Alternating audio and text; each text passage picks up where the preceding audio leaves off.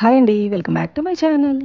మేము గోవాకి ఎలా వెళ్ళాం, మా ఫస్ట్ డే ఏమేమి చూసామో ఆల్రెడీ వీడియోలు పెట్టాను. మీరు చూడకపోతే ఒకసారి చూసేయండి. ఇంక ఈ వీడియో అయితే మా సెకండ్ డే ఇన్ గోవా. పొద్దున్నే లేసి అందరం కలిసి మా విల్లాలో కింద పూల్ ఉందన్నాను కదా, అక్కడికి వెళ్ళాం. ఆ పూల్ దగ్గరే ఒక గంట కూర్చుని కబుర్లు చెప్పుకున్నాక పైకి అంటే ఎవరి రూమ్స్కి వాళ్ళు వెళ్ళి రెడీ అయిపోయాం. మేము విల్లా ఒక్క రోజుకే బుక్ చేసామన్నాను కదా, సో ఈరోజు 11ంటికి వాళ్ళకి హ్యాండ్ ఓవర్ చేసేయాలి. కానీ మేము బయటకు వెళ్ళిపోతే మళ్ళీ వచ్చి ఇవ్వాలంటే టైం వేస్ట్ అని రూమ్స్ ఖాళీ చేసేసి విల్లా హ్యాండ్ ఓవర్ చేసి వెళ్ళిపోదామని డిసైడ్ అయ్యాం. సో ఖాళీ చేసే ముందు ఇవి గోవా స్పెషల్ స్వీట్స్ అంటండి. నిన్న నైట్ షాపింగ్కి వెళ్ళాం కదా, అక్కడ తీసుకున్నాం టేస్ట్ చూద్దామని. వీటిని తలో కొంచెం తినేసి బ్యాగ్స్ సర్దుకుని మళ్ళీ మా బ్యాగ్స్ని వాళ్ళ స్టోర్ రూమ్స్లోనే పెట్టేసి నిన్న నైట్ సన్సెట్ మిస్ అయ్యాం కదా లోవర కూడా, అక్కడికే వెళ్ళాలని మేము ఆల్మోస్ట్ 7:50కి బయలుదేరిపోయాం. ఇంకా దారిలో ఏదో చర్చ్ కనిపిస్తే చూడ్డానికి బాగుంది కదా అని అక్కడికి వెళ్ళి అక్కడంతా చూసి బయటకు వచ్చేసరికి 8:40 అయింది.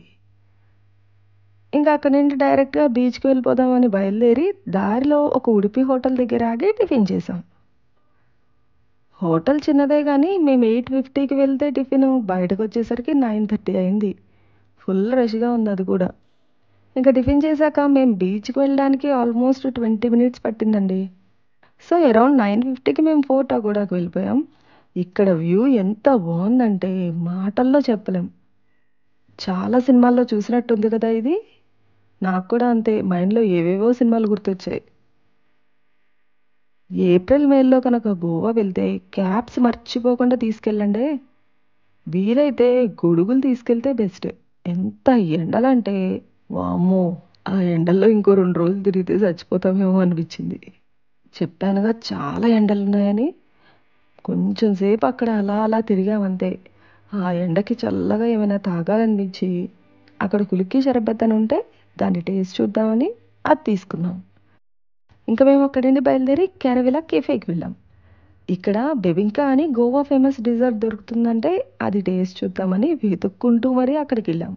స్వీట్స్ అంటే ఇష్టమైన వాళ్ళకి బెబింకా బాగా నచ్చుద్దండి. స్వీట్స్ తినమనుకునే వాళ్ళకి మాత్రం ఇది కొంచెం ఓవర్ స్వీట్ అనిపిస్తుంది. కానీ ఈ బిబింకాని విడిగా కన్నా వెనిలా ఐస్ క్రీమ్తో తింటే బాగుంటుందని మేము కూడా అలానే ట్రై చేసాం. ఇంకా తర్వాత మేము అక్కడి నుండి డైరెక్ట్గా బాగా బీచ్కి వెళ్ళిపోయాం. బాగా బీచ్కి వెళ్ళేసరికి 11:20 అయ్యింది. అక్కడ కూడా ఓ అరగంట అటు ఇటు తిరిగి దాని దగ్గరలోనే టిబెటన్ మార్కెట్ ఉందంటే దాన్ని చూడడానికి వెళ్ళాం. ఎందుకంటే మేము ఇంకెక్కడికి వెళ్ళాలన్నా మాకు పెద్దగా టైం లేదండి. మా బస్ ఈరోజు ఈవినింగ్ 4:00కే. సో వేరే ప్లేసెస్ ఏమి చూడడానికి పెద్దగా టైం లేదు కదా అని మేము ఆ టిబెటన్ మార్కెట్కి వెళ్ళాం షాపింగ్ చేద్దామని. 12 అయినా కానీ అన్ని షాప్స్ తెరవలేదు ఇంకా. అప్పుడప్పుడే తెరుస్తున్నారు కొద్ది కొద్దిగా. మేబీ నైట్ ఎక్కువ టైం ఉంటారు కాబట్టి మార్నింగ్ లేట్గా ఓపెన్ చేస్తారు అనుకుంటా షాప్స్. మేము అలా అనుకున్నాం మరి.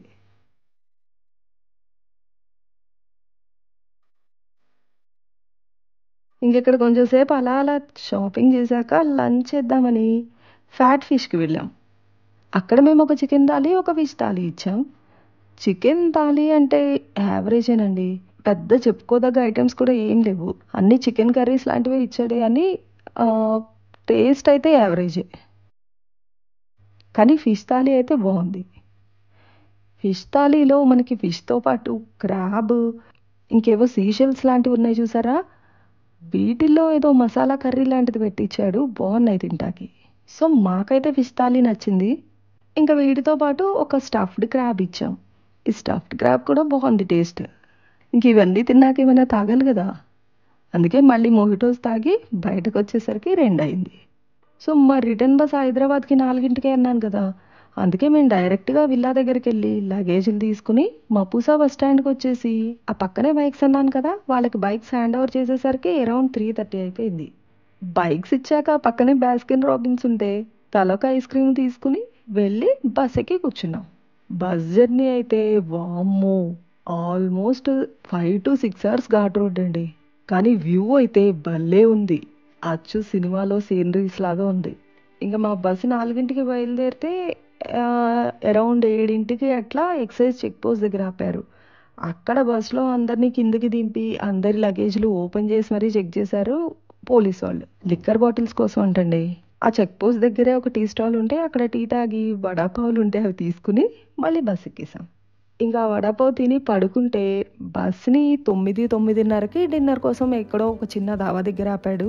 పెద్దగా ఆకలేదని తలొక హాఫ్ నాన్ పన్నీర్ కర్రీతో తిని బస్ ఎక్కి పడుకుంటే మార్నింగ్ 7:00కల్లా హైదరాబాద్‌లో దిగేసాం. సో, అలా సాటర్డే నైట్ మొదలైన మా గోవా ట్రిప్ ఇలా ట్యూస్‌డే మార్నింగ్ ముగిసింది. మీకెలా అనిపించింది మా ఫుల్ గోవా ట్రిప్? నాకు కామెంట్స్‌లో చెప్పండి. ఈ వీడియో నచ్చితే ఓ లైక్ చేయండి. మా ఛానల్‌ని సబ్స్క్రైబ్ చేయడం మాత్రం మర్చిపోవద్దే.